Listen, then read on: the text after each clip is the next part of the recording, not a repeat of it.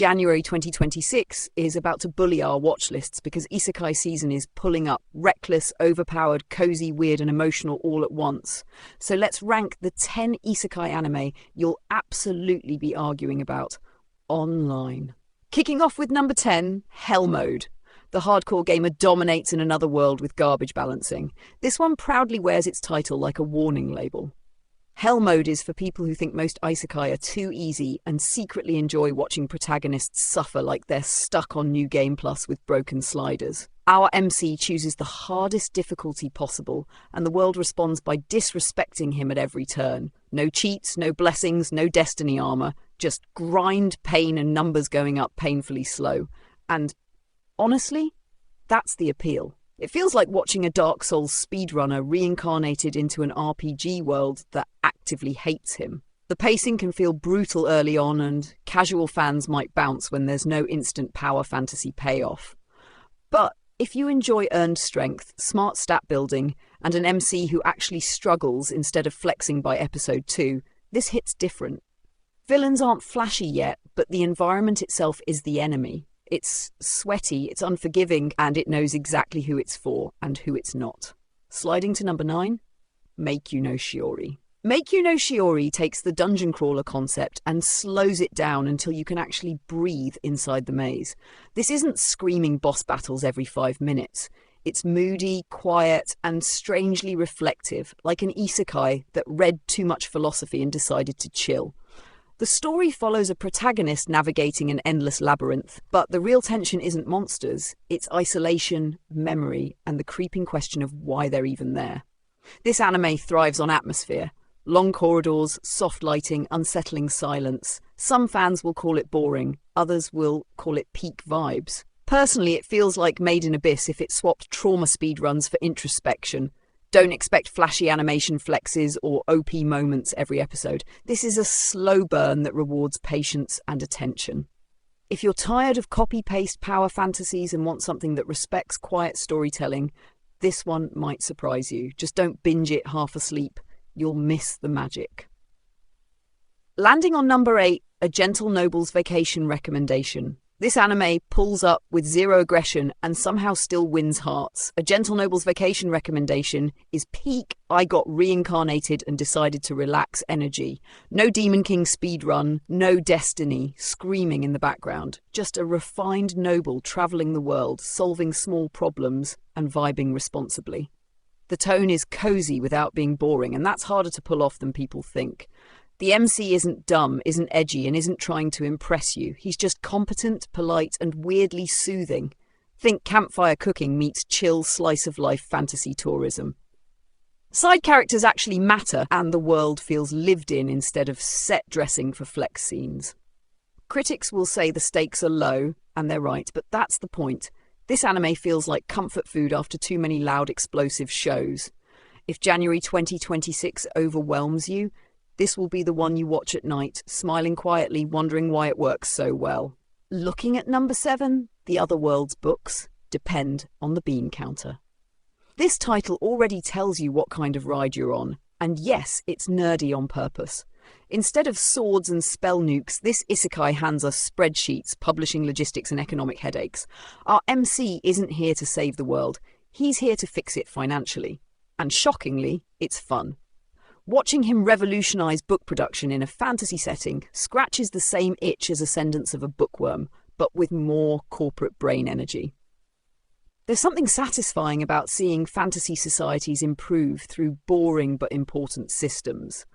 The humour lands when the world absolutely cannot handle modern efficiency. Villains aren't evil, they're outdated. The biggest conflict is bureaucracy, and honestly, that's refreshing. It won't be everyone's favourite, especially if you need constant action. But if you enjoy smart protagonists using brains over brute force, this hits. It proves isekai doesn't need explosions to be engaging. Sometimes it just needs receipts. Stepping into number 6, Mato Seihei no Slave Season 2. Yes, it's technically not pure isekai, but let's not pretend we don't know why it's here. Season 2 pulls zero punches and somehow doubles down on everything people side-eyed in Season 1. The action is louder, the powers are wilder, and the fan service is still doing Olympic-level gymnastics. But underneath all that chaos, Mato Seihei no Slave actually improves its storytelling. Characters get more depth, stakes feel clearer, and the power system becomes less random and more strategic. The MC still suffers hilariously questionable rewards, and the show knows exactly what it's doing. Villains finally feel threatening instead of disposable, and the fights are way better choreographed. Is it subtle? Absolutely not. Is it self-aware? Mostly. If Season 1 felt like a guilty pleasure, Season 2 feels more confident, like it stopped apologising. You're either on board or you're not. But if you are, January just got spicy. Crashing into number 5, Fate Strange Fake. This one doesn't care if you're ready. Fate Strange Fake is chaos, lore overload, and absolute madness packaged into beautiful animation. It's technically Isekai adjacent, but spiritually it belongs here. Fake Holy Grail war, insane servant matchups, and characters who feel like they escaped a writer's caffeine binge. The pacing is aggressive, the exposition is relentless, and somehow it still works. This anime assumes you're paying attention, or you'll drown. Power scaling is ridiculous in the best way, and fights feel unpredictable instead of scripted. Some characters steal the show instantly, while others take time to click. It's not beginner-friendly at all, but if you're already deep in Fate lore, this feels like a reward. January 2026 needed something loud and unhinged, and this delivers. Just don't watch it casually. This anime demands your full brain. Rolling into number 4, I got a cheat skill in Another World Season 2. Season 1 was unapologetic wish fulfillment, and Season 2 leans into it even harder. The MC is still absurdly overpowered, still stunning everyone by existing, and still living the double life fantasy between worlds. But here's the thing, it knows it's ridiculous. The animation improves, side characters get more screen time, and conflicts feel less repetitive. Is it deep? No. Is it fun? Absolutely. Sometimes you just want to watch a protagonist win effortlessly while the world malfunctions in confusion. Villains exist purely to be humbled, and that's the contract you're signing. Season 2 doesn't reinvent the formula, but it polishes it. If you enjoyed Season 1, you're eating good. If you hated it, this won't convert you. But for power fantasy fans, this is comfort junk food, and January is serving seconds. Leaping to number 3, there was a cute girl in the hero's party, so I tried confessing to her. But trust me, number 3, it'll mess with your head in the best way possible. This anime starts like a joke and slowly reveals emotional depth you weren't prepared for. Romance, insecurity, jealousy, and self-worth all sneak in under the comedy. Our MC isn't special, isn't broken, and isn't chosen. He's just a guy catching feelings in a party full of legends. And that contrast hurts. Watching him navigate love while surrounded by heroes creates genuine tension.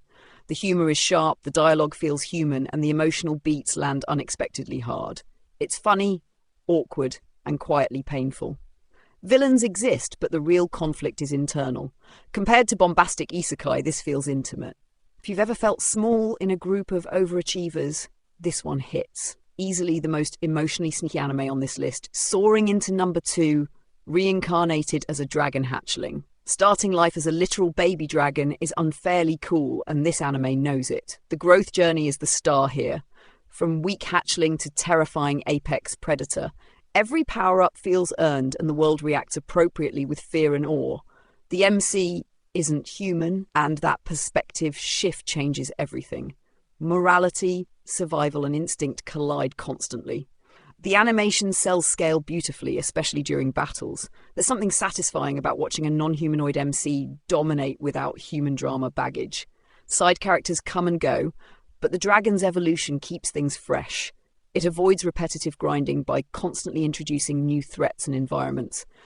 If you loved slime or spider isekai, this feels like their angrier cousin. It's hype, focused, and surprisingly thoughtful. January 2026 might belong to this dragon. Finally, Tensei Shitara Slime Dataken, Tsukai no Namida Hen, Rimuru returns, and honestly, it still feels earned. This arc leans heavier into emotional consequences, political tension, and leadership burdens. Power is still ridiculous, but it's no longer the only focus. Relationships matter. Decisions hurt. And the world feels bigger than Rimuru himself. Animation quality remains top tier, and the soundtrack elevates emotional scenes beautifully. Villains aren't just obstacles, they're ideologies clashing. This arc reminds everyone why slime sits comfortably at the top of modern isekai. It balances hype, heart, and world building without collapsing under its own success. If you followed this series from the beginning, this feels like a payoff chapter. January 2026 starts strong, but slime sets the bar high immediately and dares everything else to catch up. January 2026, Isekai season is stacked, chaotic, cozy, emotional, and unreasonably powerful. Now it's your turn. What's your number one? What got robbed, and which show are you defending online? Drop your takes, like the video, subscribe for more anime chaos, and let's argue respectfully in the comments.